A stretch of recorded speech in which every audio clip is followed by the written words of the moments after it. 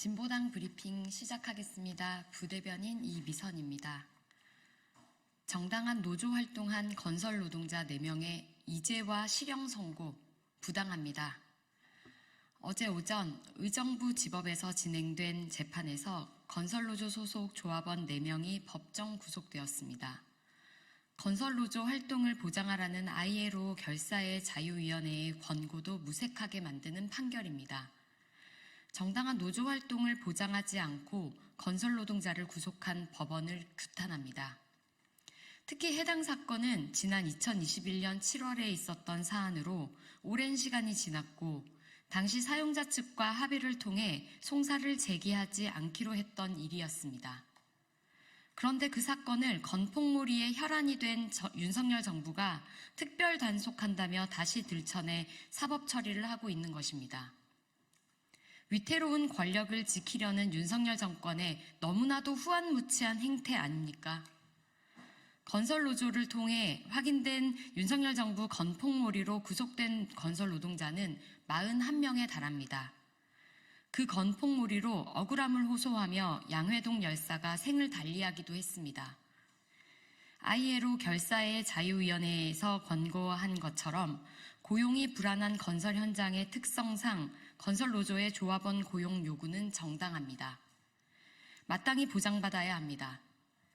괜한 건설노동자 구속이 아니라 고용 안정을 내팽개치고 있는 윤석열 정부의 책임을 물어야 합니다. 건폭몰이를 멈추지 않는 윤석열 정부는 퇴진하고 물러나야 합니다. 더 이상 윤석열 정권의 기대는 없습니다.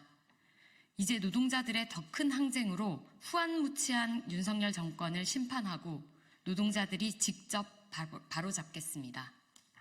두 번째 브리핑 드리겠습니다. 좋은책 신사고 홍범준 사장은 사과하고 당장 교섭에 적극 나서십시오.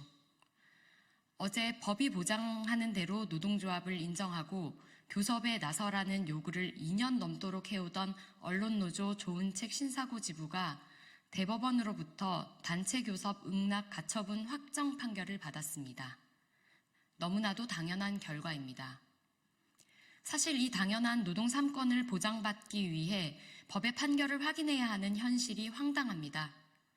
심지어 자기 회사에는 노동조합을 둘 수 없다며 부끄럼 없는 막말을 해대는 장본인이 학생들의 교과서 참고서를 만드는 출판사 사장이라니 참담하기까지 합니다.